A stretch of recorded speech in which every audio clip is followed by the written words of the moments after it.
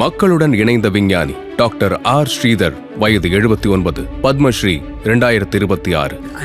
என் புதிய முயற்சிகளை நான் எப்போதும் முதலீடு இல்லாமல் தான் தொடங்குவேன். எனக்காக பலரும் பல அரசு அமைப்புகளும் எனக்கு ஒத்துழைப்பு அளித்தனர்.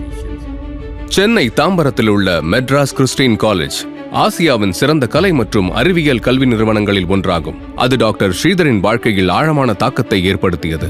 அவரை வளர்த்த அவரது தாத்தா அங்கு தமிழ்துறை தலைவராக இருந்தார். பார்வை குறைபாடுள்ள அவரது மாமா அவரை எழுத வைத்து ஒரு இதழை உருவாக்கினார். அதுவே அவரை புகழ்பெற்ற சுதேசிமித்ரன் பத்திரிகையில் அறிவியல் தொடர்பான கட்டுரைகளை எழுத வழிவகுத்தது. டாக்டர் ஸ்ரீதர் வேதியியலில் தனது முனைவர் பட்டத்தை முடித்தபோது MCCயில் பேராசிரியராக வேண்டும் என்று விரும்பினார்.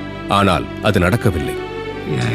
ஆல் இண்டியா ரேடியோவில் பணியாற்ற ஒரு வாய்ப்பு கிடைத்தது. அறிவியல் குறித்து செய்தித்தாள்களிலும் இதழ்களிலும் நான் ஏற்கனவே எழுதிய அனுபவம் எனக்கு உதவியாக இருந்தது. அதனால் நான் ஆல் இண்டியா ரேடியோவில் முதல் அறிவியல் செய்தியாளராக தேர்ந்தெடுக்கப்பட்டேன்.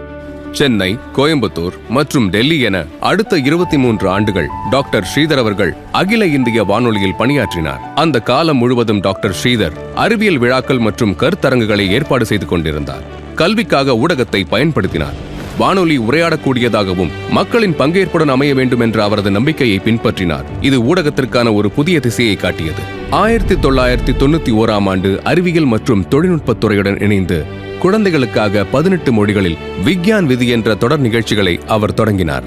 ராமாயணம், மகாபாரதம் போன்ற இதிகாசங்கள் பல ஆண்டுகள் தொலைக்காட்சியில் ஓட முடியும் என்றால் நீண்டகால வானொலி தொடர் ஏன் உருவாகக்கூடாது? அதன் மூலம் மனிதனின் கதை மானவ் கா விகாஸ் என்ற வானொலி நிகழ்ச்சி உருவாக்கப்பட்டது. இது குழந்தைகளுக்காக உருவாக்கப்பட்ட உலகின் மிக நீண்ட கால அறிவியல் வானொலி தொடராகும். இது போன்ற மிக நீண்ட வானொலி தொடர் இதற்கு முன்பும் பின்பும் உருவாக்கப்படவில்லை. தூர்தர்ஷன் மற்றும் இந்திரா காந்தி தேசிய திறந்தநிலை பல்கலைக்கழகத்தில் பணியாற்றிய காலத்தில் கியான் தர்ஷன் சேனல்களை தொடங்கிய அவர் பின்னர் சென்னை அண்ணா பல்கலைக்கழகத்தில் இணைந்தார். அங்கு 2004ஆம் ஆண்டின் நாட்டின் முதல் சமூக வானொலி நிலையத்தை தொடங்கினார். சமூக வானொலி என்பது குறைந்த செலவு மற்றும் குறைந்த சக்தியில் இயங்கும் ஒரு வானொலி நிலையம். இது 15 கிலோமீட்டர் சுற்றளவில் உள்ள மக்களுக்கு சேவை செய்கிறது. 10 அடிக்கு 10 அடி அளவிலான ஒரு ஸ்டுடியோவில் கூட இதை அமைக்கலாம். இது ரேடியோ ஜாக்கி மையப்படுத்தப்பட்டதல்ல. இது மக்களால் மக்களுக்காக மக்களிடமிருந்து உருவாகும் ஒரு ஊடகம். தற்போது சமூக வானொலி 550க்கும் மேற்பட்ட இடங்களுக்கு பரவியுள்ளது. அவற்றில் பல கிராமப்புறங்களில் உள்ளன. அவரை நாட்டின் சமூக வானொலியின் தந்தை என்று அழைப்பது முற்றிலும் பொருத்தமானது.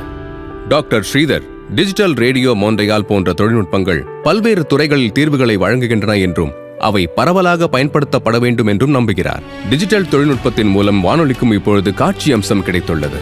பொது சேவையில் புதுமைகளை உருவாக்கிய ஒரு முன்னுதாரணமாக டாக்டர் ஸ்ரீதர் திகழ்கிறார். தனது வாழ்நாள் முழுவதும் எந்த கட்டுப்பாடுகளையும் அவர் ஏற்றுக்கொள்ளவில்லை. சமூக வானொலிக்கு மிக குறைந்த முதலீடே போதும். அதற்கான அரசு மானியங்களும் உள்ளன. சமூக வானொலி மக்கள் உருவாக்கியதாகவும் மக்களிடமிருந்து பெறப்பட்டதாகவும் மக்களால் நிர்வகிக்கப்பட்டதாகவும் மக்களால் கண்காணிக்கப்பட்டதாகவும் இருக்க வேண்டும். இந்தியாவின் ஒவ்வொரு கிராமத்திலும் மக்கள் குரலை பிரதிபலிக்கும் ஒரு சமூக வானொலி இருக்க வேண்டும் என்பது என் விருப்பம். Doctor R Sridhar, Padmashri 2026. கோடி கோடி நமஸ்காரம்.